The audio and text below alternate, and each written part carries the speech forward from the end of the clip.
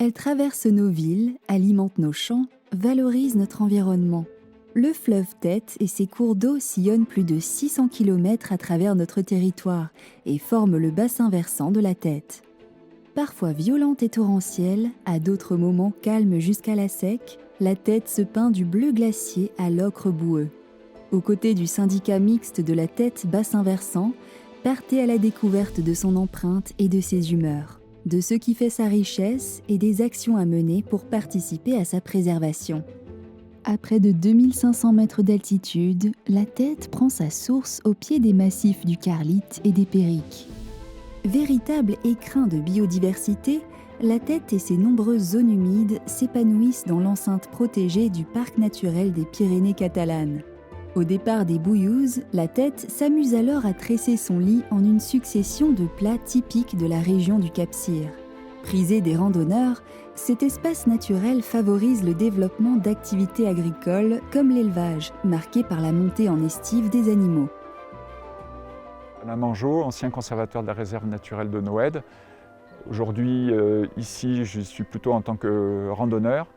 Cette zone est particulièrement intéressante parce qu'on y trouve ces zones humides et aussi ces versants où se maintiennent des névés qui, tous les deux, influent énormément sur le régime hydrologique de la rivière. Avec le réchauffement climatique, les névés disparaissent beaucoup plus tôt en saison et les zones humides aussi sont influencées par l'évapotranspiration.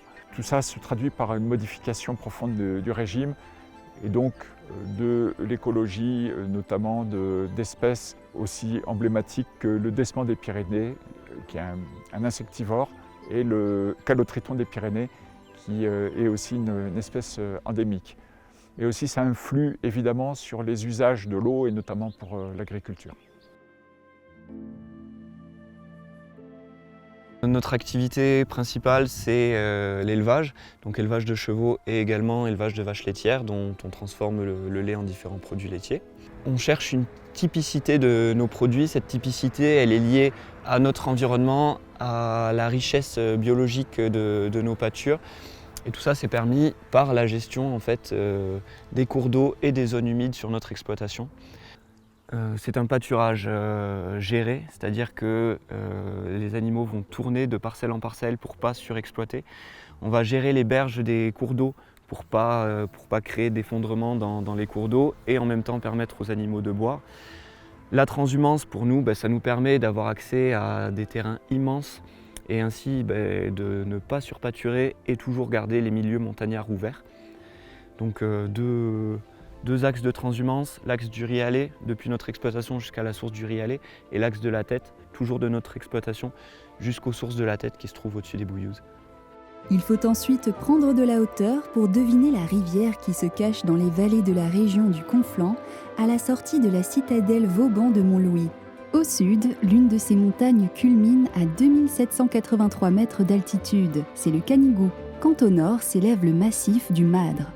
En hiver, ces montagnes stockent l'eau sous forme de neige et la restituent au printemps au travers des affluents particulièrement généreux de la Carranza, du Mantet, de la Rodja, du Cadí et de la Castellane, qui confluent jusqu'à la Tête et lui apportent soutien en matériaux et force en débit. L'abondance de sa ressource à certaines périodes de l'année et les hauteurs escarpées de ses flancs ont naturellement amené l'homme à apprivoiser la rivière. On trouve ainsi plus d'une quinzaine d'usines hydroélectriques dans la vallée de la Tête, comme celle de l'usine de la Cassagne. Ainsi, activité professionnelle et environnement naturel cohabitent. Philippe Gillineau, chef de groupement en vallée de la Tête pour la CHEM. Et mon rôle est de gérer au mieux les capacités de production ainsi que la maintenance de l'ensemble de nos équipements sur la vallée. Nous avons des contraintes réglementaires afin de satisfaire des débits réservés qui permettent à la faune et à la flore de continuer à se développer tout au long du cours d'eau. Je m'appelle Stéphane Griou, je travaille à la Société hydroélectrique du Midi, un groupe Engie. Donc nous nous sommes engagés à réaliser certains travaux dans le cadre du contrat de rivière Tête-Bourdigou 2017-2020. Et aujourd'hui, nous avons signé un avenant qui nous engage jusqu'en 2022, et nous verrons par la suite. Mais en tout cas, jusqu'en 2022, nous continuerons à lancer des programmes de continuité écologique sur le restant de nos installations. La cohabitation n'est cependant pas toujours évidente. Il arrive parfois que les rivières se déchaînent.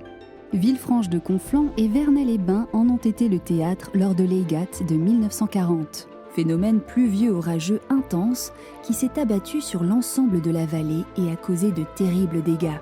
Depuis, les gestionnaires de la vallée, dont le syndicat de la Tête, surveillent et anticipent les fluctuations de la rivière grâce à la station hydrométrique du Cadie, qui mesure les hauteurs d'eau de la rivière au niveau de sa confluence avec la Tête. Il en existe plus d'une dizaine sur les cours d'eau de la vallée. Je suis le directeur du syndicat du bassin versant de la Tête. J'encadre une équipe de 14 personnes au service d'un projet qui consiste à travailler au cœur du triptyque se protéger de l'eau, préserver l'eau et utiliser l'eau. Pour cela, on a mis en place différents outils à partir de 2008 où il y a une fédération des collectivités territoriales pour mettre en place un programme d'action pour la prévention des inondations, travaux, animation territoriale, sensibilisation et gestion de crise évidemment. En 2013, on a mis en place un plan de gestion de la ressource en eau qui a permis de dégager un certain nombre d'économies. On parle de 30 millions de mètres cubes économisés sur les 6-7 dernières années et 30 millions encore qui vont arriver dans les 2 ans à venir. Et enfin, le contrat de milieu, plus récemment, qui permet de chapeauter un petit peu toutes ces thématiques et d'y intégrer tout ce qui va être préservation, revalorisation et bien entendu réappropriation de ce milieu naturel et de ce beau territoire. Quittons un instant la route nationale 116, axe routier névralgique de la vallée, pour découvrir cet affluent de la Tête, le Cadie. Comme sur la plupart des cours d'eau, la rivière y offre nombre de services. Ainsi, les contreforts préservés de l'abbaye de Saint-Martin du Canigou à Casteil abritent une ressource en eau de qualité, captée pour l'eau potable des populations environnantes. Dans la traversée de Vernay-les-Bains, où le risque inondation est prégnant, le syndicat de la Tête réalise un entretien sélectif et régulier du cours d'eau. À Corneilla-de-Conflans, les habitants franchissent le Cadie grâce au passage à gué.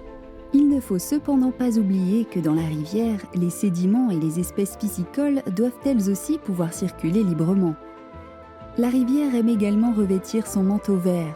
Cette végétation le long des berges, composée d'aulnes, de frênes et de peupliers noirs, est appelée ripisylve. Toutefois, ce que nous trouvons beau ne fait pas toujours les affaires de nos cours d'eau.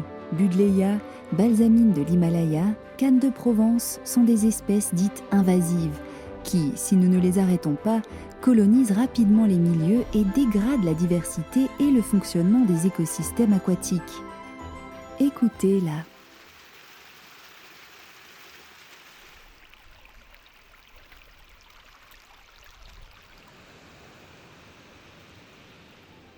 À mi-chemin se dresse le barrage de Vinça, propriété du département des Pyrénées-Orientales. Construit en 1976, il est capable de retenir à lui seul 24,5 millions de mètres cubes. Ouvrage régulateur, il diminue à la fois l'effet des crues et permet aussi de soutenir les débits durant la période estivale pour l'irrigation agricole. En aval de Vinça, les gorges étroites de Rodez dévoilent les vestiges du passé agraire de la plaine du Roussillon, avec la présence du pont Aqueduc dans la Baue. Spécificité des régions méditerranéennes, le maillage des canaux d'irrigation agricole représente à lui seul 8 fois le linéaire de la Tête. Ces terres sont propices à l'agriculture, notamment l'arboriculture, pêcher, abricotier, amandier, kiwi et le maraîchage. Je m'appelle Marc Marty, je suis agriculteur sur la commune de Boulternaire. Je produis des fruits à noyaux, de la pêche de la nectarine, des abricots, des cerises et des amandes, sur une surface à peu près d'une quarantaine d'hectares. Après aussi, je suis administrateur et vice-président du canal de Corbère et d'autres associations d'irrigation. Le réseau, le canal, lui, a plusieurs fonctions. Il sert à l'agriculture, il sert aussi pendant l'hiver, des fois au printemps, à alimenter des nappes phréatiques. Ces réseaux nous ont permis aussi quand même de maîtriser l'eau. C'est tout un maillage, c'est tout un ensemble qui fait que... Et après, on est conscient aussi que les populations ont besoin d'eau. C'est pour ça qu'il faut des fois se mettre autour de la table, discuter avec les différentes associations, que ce soit les pêcheurs, que ce soit les communes, les comités communes, et arriver à trouver la juste mesure de la répartition de cette eau, qui est très précieuse. Dans ces vastes plaines sédimentaires, la rivière respire, libère ses courbes et communique avec les eaux souterraines. Sur la commune de Millas, sa granulométrie variée et ses différents faciès font le bonheur des pêcheurs. Le parcours de la Tête se complique aux abords du passage à gué de Saint-Félieu-d'Availle, où elle subit les conséquences de l'extraction passée de ces matériaux. Jusqu'à Perpignan, on observe le fleuve s'enfoncer et s'écouler directement sur l'argile, plutôt que sur son matelas de cailloux. Cette incision est préoccupante, car elle fragilise les infrastructures et par ricochet l'économie locale. Le syndicat s'engage dans un projet de restauration particulièrement ambitieux de ces 11 km afin de restaurer son bon équilibre. L'urbanisation croissante des villes dispute parfois sa place à l'espace de bon fonctionnement de nos cours d'eau, tout en concentrant d'importants volumes d'eau à évacuer en cas de forte pluie. Ainsi, les affluents tels que le Gimeney, le Boulès, la Coumelade, la Yabanère, la Basse et la Tête dans sa traversée de Perpignan présentent de nombreux aménagements, digues, bassins, chenalisations, destinés à évacuer rapidement l'eau vers l'aval.